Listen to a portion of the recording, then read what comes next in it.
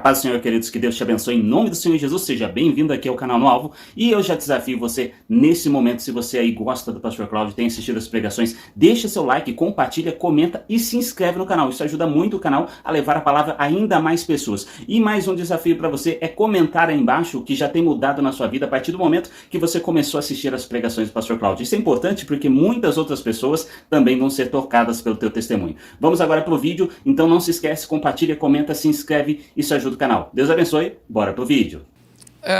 Na primeira mensagem eu falei da fé, e hoje eu quero falar de governo.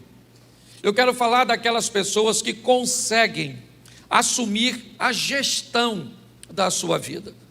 Grande parte dos problemas que nós enfrentamos, eles são oriundos, eles vêm do desequilíbrio, da dificuldade que nós temos de governar nossa vida financeira. Isso nos põe endividados.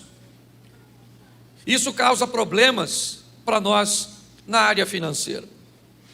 Muitas vezes não conseguimos governar aquilo que comemos e trazemos para nós, não apenas um sobrepeso ou uma obesidade, mas também um desequilíbrio numa série de substâncias que começam a dominar o nosso corpo, sejam gorduras, certo?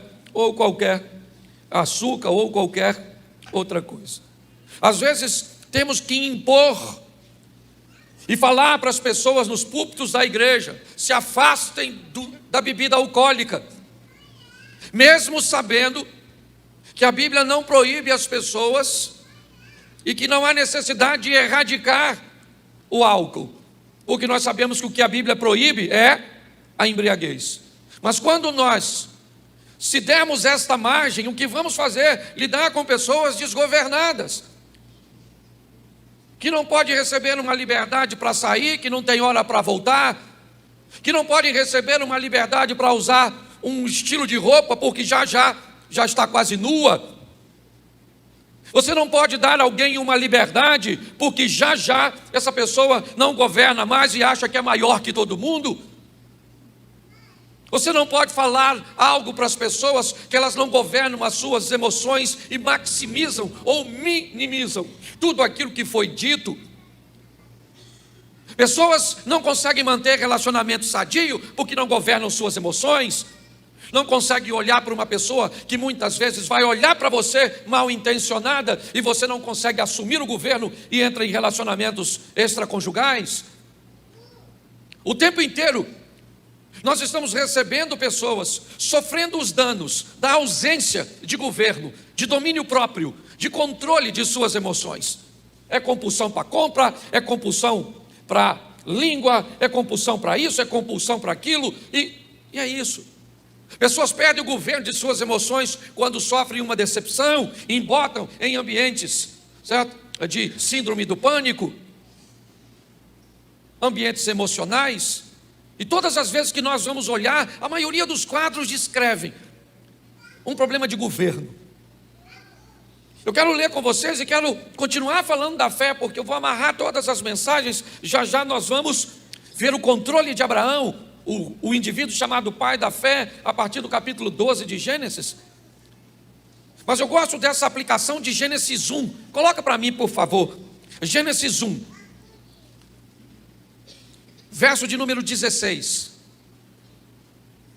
Esse é um texto que, bem aplicado aqui, pode nos impulsionar a viver uma vida extraordinária. E Deus fez dois grandes luminares.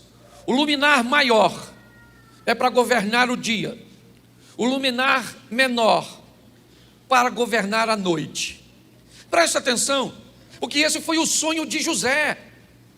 Lembra quando José sonha com sol e com lua? Na verdade, o que Deus estava dando a José era um prelúdio do que iria acontecer em seu futuro. Ele iria ser um governador, então ele sonha com astros que governam. Me parece que numa aplicação, no contexto que eu quero colocar para você, Deus não quer que o dia fique sem governo e não quer que a noite fique sem governo. Eu quero pegar o dia aqui e falar sobre os momentos agradáveis, bons, os momentos de vantagens, os momentos que você está vencendo, os momentos que você está expandindo, os momentos que as coisas estão acontecendo a seu favor, aquele momento de alegria que você vive. E que muitas pessoas se perdem neste momento, quando as coisas vão bem. Quando olhamos para o povo de Deus, bastava as coisas melhorarem, os inimigos se afastarem, as batalhas serem erradicadas. Bastava o povo receber um refrigério e eles perdiam o governo do dia, adoravam outros deuses, se envolviam com quem não deviam, faziam alianças que Deus não aprovava. Em momentos favoráveis, pessoas se perdem porque não conseguem assumir o governo das finanças. E pasme você, as pessoas se endividam mais nos momentos bons do que nos ruins. As grandes dívidas, aquelas astronômicas, praticamente impagáveis, não são cometidas por pessoas que têm poucos recursos, mas aquelas que têm muito. Quando nós olhamos, e eu já disse isso aqui, era aniversário de Herodes. Quem é ele? O governador da Judéia. Quem é que governa a Judéia? É ele. O que ele está fazendo? Aniversariando? O que ele faz? Dar uma festa? Quem é que está lá? Seus amigos? É um momento de alegria, é dia para Herodes, momento favorável, tudo a seu favor. Quando de repente o governador da Judéia perde o governo da Judéia, entrega todo o seu poder na mão de uma menina, uma dançarina, uma jovem. Como pode um homem experiente como Herodes pegar todo o seu poder e dar para uma menina, dizendo para ela: me pede até a metade do teu reino, do meu reino, que eu te dou? Ele jamais poderia imaginar que o que Salomé vai pedir é a cabeça de João Batista. Ele respeitava João Batista, mas ele não é o governador nessa festa. O governador nessa festa é uma menina, que o próprio Herodes conferiu a ela o governo do seu reino durante o dia. Muitas pessoas fazem isso. Cadê o governo da sua família quando o momento é favorável? Onde você pode comprar uma casa de praia, onde você pode ter recursos para muitas vezes sair, comer fora, se divertir, e basta as coisas melhorarem que pessoas se afastam do ambiente de comunhão com Deus, de uma vida com Deus, e agora não tem mais tempo, porque seus negócios estão prosperando. Isso, você estava sozinho, estava na casa do Senhor, clareou, você conseguiu um namorado, e agora não tem mais tempo para vir, porque o negócio melhorou, e você perde o governo do dia. A noite também vem, e pessoas perdem o governo da noite. Basta vir momentos difíceis de dor, de perseguição, de escassez. Basta as coisas piorarem, a pressão do inimigo se levantar contra você, trazendo muitas vezes enfermidade, escassez, e você perde o governo. Perde o governo de suas emoções, se a pauta da conversa não for favorável e você agride pessoas. Por quê? Porque o ambiente escureceu e você perdeu o controle. Quantos homens são extraordinários, pais de famílias sensacionais, mas botam uma gota de álcool e perde o controle e quebra tudo dentro de casa, amanhece pedindo perdão por aquilo que fez de noite. Quantas pessoas, pela utilização da droga, perde o governo de sua vida. O que a Bíblia está dizendo é que dois momentos, que aliás abrange a totalidade da nossa vida, seja ele dia favorável, seja aquele momento agradável, onde tudo vai bem, eu mantenho o controle da minha vida. Eu tenho sol para me governar de dia, eu tenho governo bom para quando as coisas vão bem, mas eu também tenho governo quando a escuridão vem, quando os amigos me faltam, quando a dor me assola. Eu também. Eu vivi um momento hoje para chegar aqui extremamente ruim. Vocês sabem que eu tenho medo de voar, a maioria sabe. E nós vivemos uma pressão muito grande onde nós estávamos. Porque recebemos informações, emoções de diversos lugares de uma aeronave. Eu pedi oração ao grupo de oração aqui da igreja. Falei, entra em oração. Por quê? Todo mundo está mandando gente desconectada. Por final, quando não tinha mais o que acontecer, minha mulher me manda uma mensagem, está no meu celular, depois eu te mostro. Cláudio, você vai voltar por que companhia? Eu falei, que minha mulher quer saber que companhia eu volto de viagem? Se eu volto por uma, por outra ou pela outra, por que ela quer saber a companhia e não o voo? Cláudio, na terceira vez eu não respondi porque eu não estava entendendo, e a conversa onde eu estava já envolvia isso. Ela escreve assim para mim, Cláudio, qual companhia você vai voltar? Porque essa noite eu tive um sonho de que a aeronave caiu. Aí escureceu, mano. A conversa na mesa já era isso. Um já teve uma visão, aí levanta o Vitor Hugo dizendo que tinha uma espada na mão, de uma potestade, para partir o avião no meio. O irmãozinho perdeu o controle da noite. O que eu falei? Daqui eu não saio. Daqui ninguém me tira, eu vou voltar nada. Arrumo um ônibus, um carro, uma motocicleta, qualquer coisa. Eu volto até de barco. E para entrar no avião para vir embora, eu tive que governar a minha noite, porque senão não tinha vindo não. E o cara ainda falou, fica aqui pastor, prega hoje. Mas eu pensei, vai amanhecer até amanhã? Eu não sei, ia continuar a noite. Podia ser dia, com o sol brilhando, mas não seria dia nas minhas emoções. Eu tive que controlar, governar meu medo. Sacudiu. O bom é que a gente já vai de mão dada, né? Senhor, eu te peço, mas se o senhor não escutar, me recebe. Vai para a porta que eu já estou chegando. Você está rindo, mas é sério. Governar. Hoje eu vejo muitas pessoas, mas muitas pessoas, que sofrem por falta de governo. Então, a minha palavra começa aqui. Seja dia, seja noite. Governe. Deus disse isso para Caim. Caim, o pecado jaz à porta, mas a você cumpre governá-lo. É você que decide se governa ou não. E nós vamos dar uma olhada em Abraão, por causa de seu chamado, a maneira cuja qual ele conseguiu governar suas emoções, mediante a tudo aquilo que viveu. Vai ser rapidinho, coloca para mim, Gênesis 12, pula do 1 para o capítulo 12, só 2 versículos no 12, é uma história bem conhecida, é fácil de... Gênesis 12, 1. Ora, o Senhor disse a Abrão, sai-te da tua terra e da tua parentela e da casa de teu pai para a terra que te mostrarei. Far-te-ei grande nação, abençoar-te-ei, engrandecerei o teu e tu serás uma... Vamos continuar lendo aí, vamos lá, coloca aí. Abençoarei os que te abençoarem, amaldiçoarei os que te amaldiçoarem, em ti serão benditas todas as famílias. Vamos lá. Assim partiu Abraão, como o Senhor lhe tinha dito, e foi lá com ele, e era Abraão da idade de 75 anos quando saiu de Harã. Preste atenção.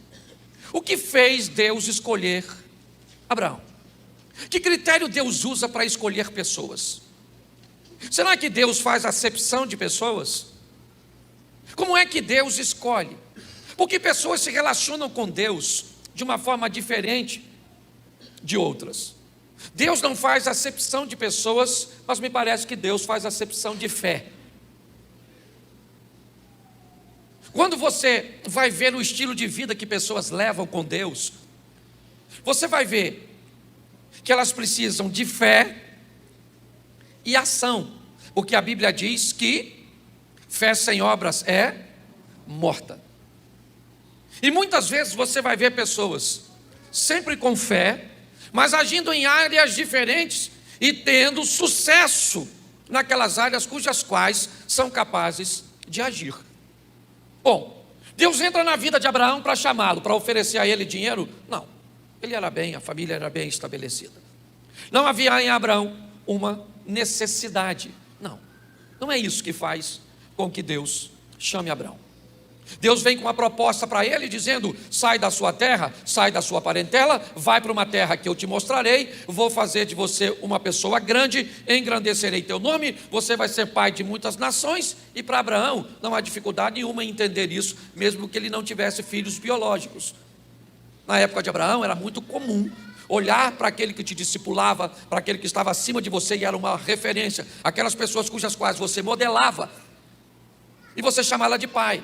Elias nunca foi pai de Eliseu, e quando Elias está subindo, Eliseu disse: meu pai, carros e cavaleiros.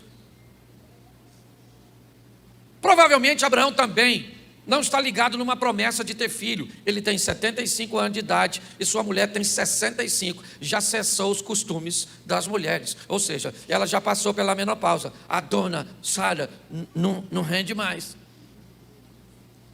Não há nenhum interesse nesse camarada. O que há é uma fé que Deus encontrou nele, que encontrou em Noé, que encontrou em Enoque, que encontrou em tantas pessoas. Uma fé que é mais barata do que você pode pensar, porque ela não se compra com dinheiro. A fé que Deus quer te dar não quer saber o carro que está estacionado do lado de fora ou se você chegou aqui a pé. A fé que Deus quer te dar não quer saber se você tem um cargo na igreja ou nunca pegou nesse microfone. A fé que Deus quer te dar, ela não quer saber se as pessoas acham que você é importante ou acham que você é insignificante. Se tem uma coisa que todos podem conseguir achar com facilidade, é a fé. A fé que faz com que coisas extraordinárias se cumpram na vida de uma pessoa que se considera comum, porque o que diferencia pessoas é a fé. Mas pastor, o senhor não quer falar de governo? Sim. Por que é que temos tanta dificuldade de encontrarmos nas pessoas algo que é tão barato? Algo que você não precisa ter um pedigree, algo que não quer saber da sua classe socioeconômica, intelectual. Um Deus que diz que vai ser feito na minha vida a medida cuja qual eu crer. Seja feito segundo a medida da vossa fé. Mas por que é que não temos? Será que estamos contaminados com o descrédito das instituições que nos cercam? Mas não é de hoje que o povo tem dificuldade de ter fé. Talvez hoje tenhamos dificuldade de ter fé, por quê? Porque vamos manter um relacionamento com Deus pautado na mentalidade que temos quando olhamos para políticos, quando olhamos para pastores, quando olhamos para a polícia, quando olhamos para a medicina. Me parece que o que tem afetado a mente das pessoas é o descrédito de instituições onde, de uma forma quase generalizada, quando nós falamos de um ambiente político totalmente degradado, isso não é verdade. Um ambiente sacerdotal totalmente degradado, não é verdade. Um ambiente de segurança pública totalmente degradado, não é verdade. Mas na grande maioria o é.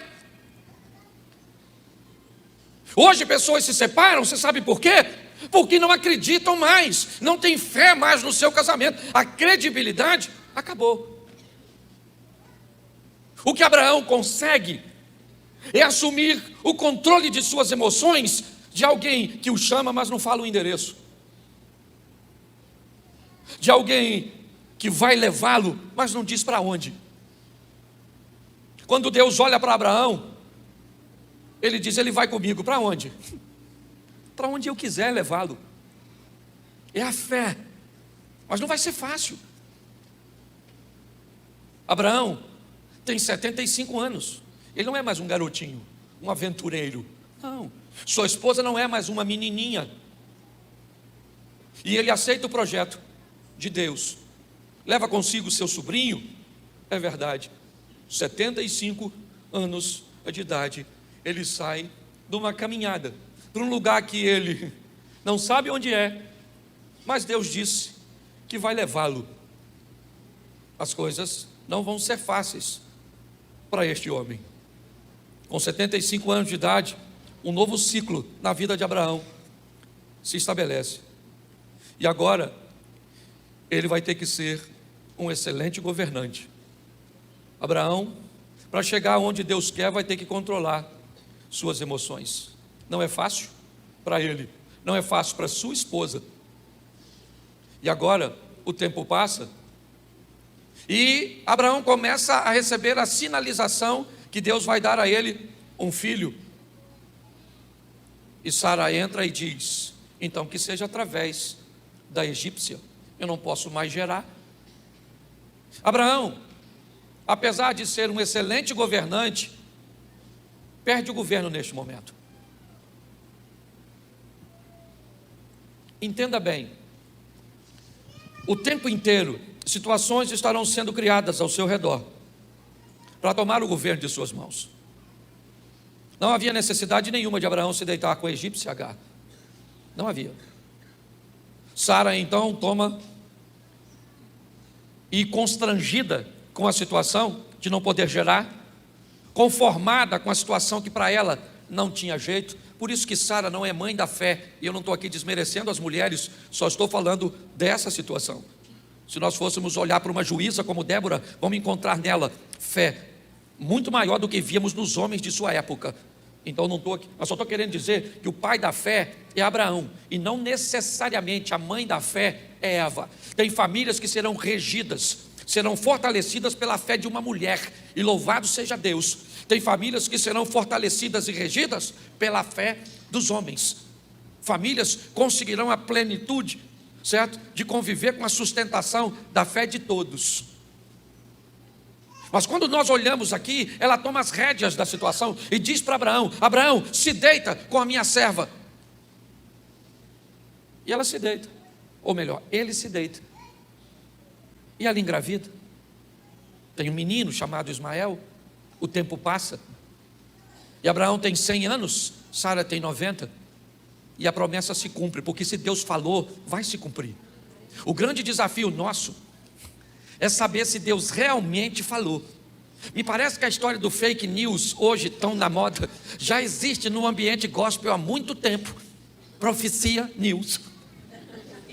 Quem aqui já recebeu um montão de profecia que nenhuma se cumpriu? Levante a mão, por gentileza. Isso. Pode ter sido fake news. Sim ou não? Sim ou não? Sim, ué. Por que um ser humano não pode? E não é maldade da pessoa, não. Às vezes a pessoa pensa que vê, pensa que escuta. Hein? Pensa que viu. E aí fala para você: eu vejo você, certo? Lá na China, fazendo grandes negócios, falando mandarim. Pode acontecer, sim ou não? Claro que pode. Deus é Deus, pode fazer você falar qualquer coisa. Basta você estudar.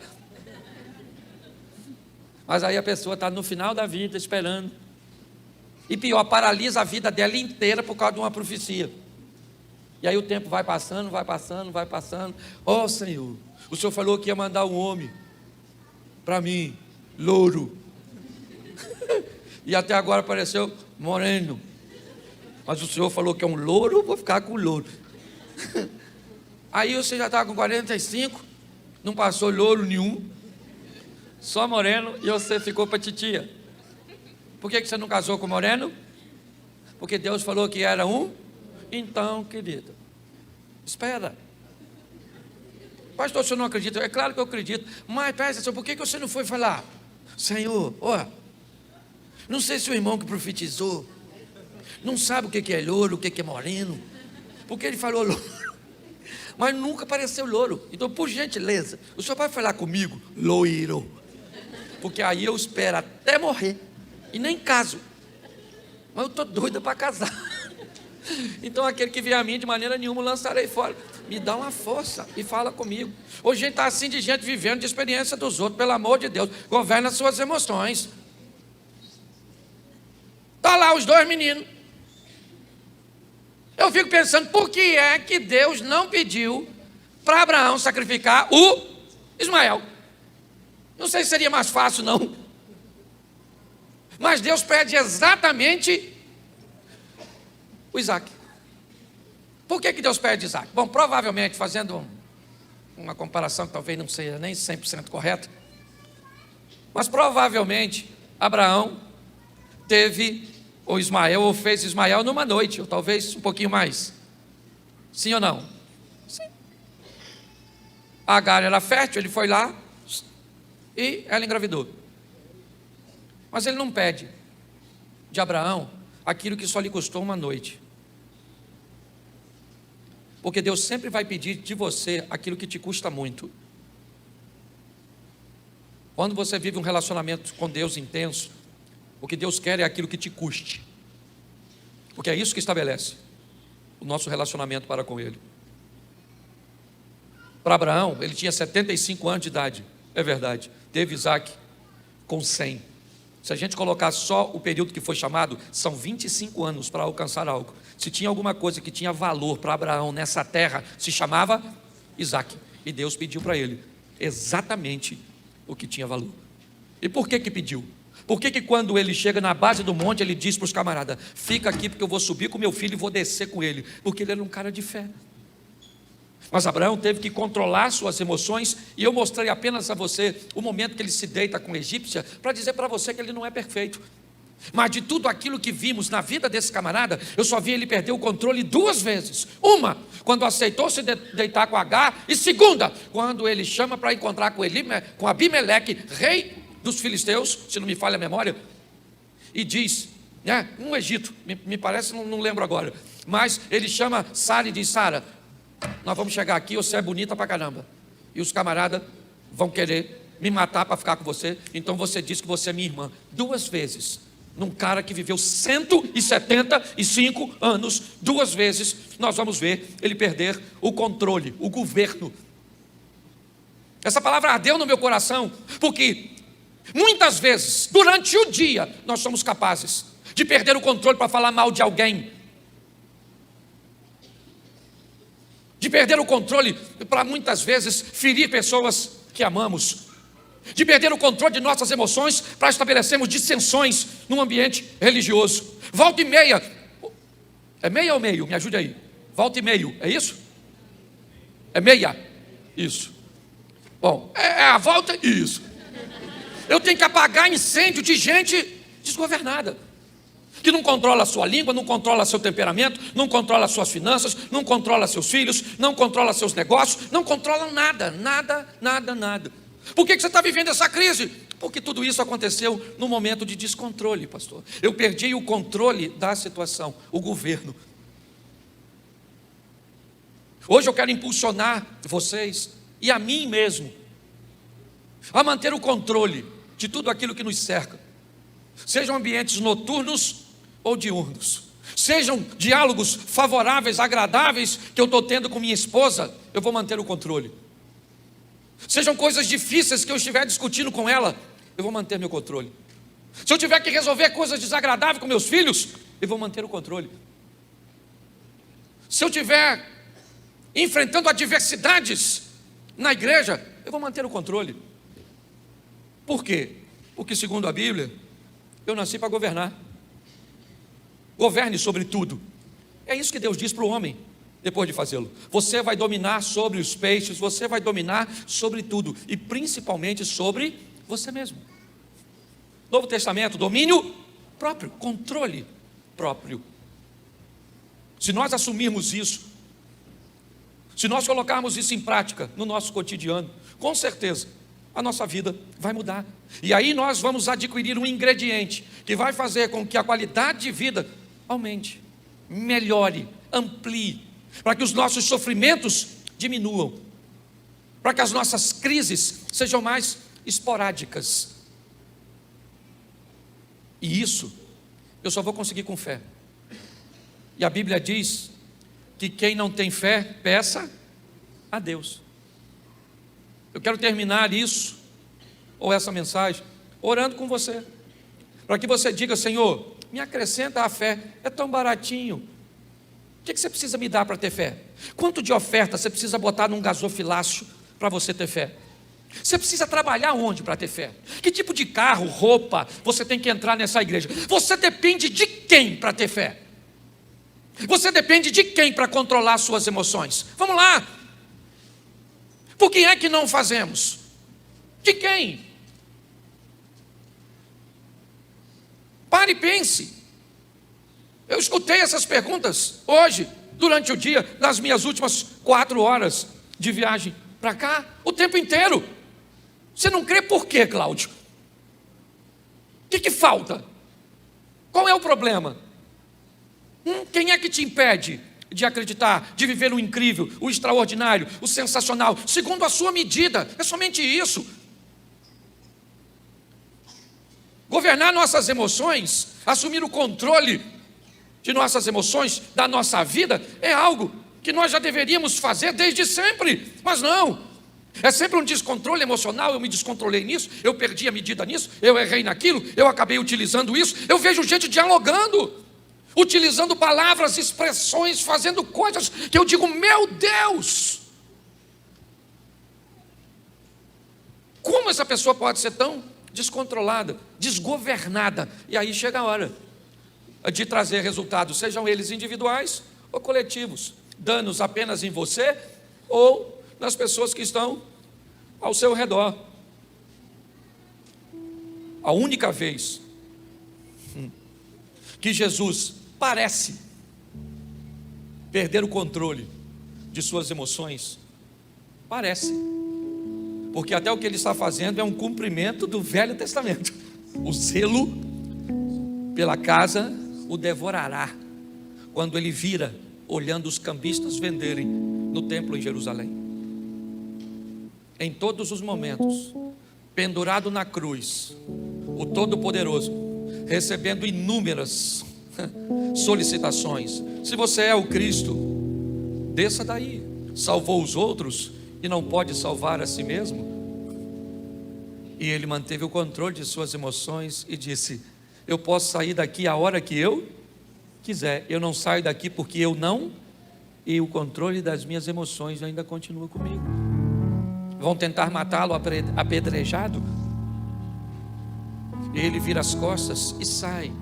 Poderia clamar a Deus. Ele mesmo disse isso a Pilatos em outra ocasião. Pilatos disse: ô Nazareno, você não está entendendo. Se defende, porque eu tenho o poder nas minhas mãos. O poder da sua vida e da sua morte está comigo, ô Nazareno. Fala comigo que eu te defendo. Jesus disse: Pilatos, deixa eu te explicar uma coisa, querido. Poder nenhum você teria se o meu Pai que está nos céus não tivesse conferido. Não tem poder nenhum na sua mão que é maior do que o que está na minha. Eu não estou aqui numa fatalidade, eu estou aqui no governo de tudo, Pilatos. Ele nunca perdeu o governo. E às vezes nós perdemos com tanta facilidade. Eu lembro às vezes que eu já perdi o tom com minha esposa e falei para ela o que eu nunca deveria ter dito para mulher nenhuma, ainda mais para a mulher que eu amo. Eu já errei tanto na medida de corrigir meu filho. E às vezes eu olho e diz: eu já perdi o controle durante o dia, comprando em momentos bons coisas que eu não deveria comprar, fazendo negócios errados, e por serem momentos fáceis, eu não assumi o governo, disse sim para aquilo que não deveria ter dito, disse não para coisas que eu deveria ter dito sim. Esse ano eu fiz 30 anos no Evangelho, e confesso a você que de vez em quando ainda perco o controle de algumas coisas, mas eu aprendi em Deus, e hoje foi uma grande lição, que seja dia ou seja noite, seja favorável ou desfavorável, pode faltar qualquer pessoa, mas Ele nunca vai faltar. Estarei convosco todos os dias, até a consumação do século. Nos dias bons, Ele vai estar conosco. Nos maus, Ele também vai estar. E o que nós precisamos é apenas assumir o governo. Eu queria que você ficasse de pé. Você está com alguém da sua família? Talvez essa seja uma boa oportunidade para dizer para a sua esposa, para o seu marido, para o seu pai, para o seu irmão, para sua filha: me perdoa, eu acho que eu já perdi o controle com você. Dá uma olhadinha aí, crente. Fala para quem está do seu lado: me perdoa, eu já errei na mão. Aí, olha que bonito, que lindo, olha só. Ah, isso aí, Hilton e Luciano, colocando a casa em dia. Vamos embora, Luiz. Isso, gente. Maior é o que está em nós. Sai daqui para subir o governo. Quem vai sair daqui para governar? Você foi feito para isso. Nunca mais você perde o governo. Amém? Isso, controla quase, controla 99%, deixa só 1% por deslize. Naquilo que está bem, é bem pequenininho, causa pouco dano. Feche seus olhos. Pai, muito obrigado por esta noite, por tuas instruções, domínio próprio, o controle de si mesmo, a arte de se manter firme, independente do momento que estejamos inseridos.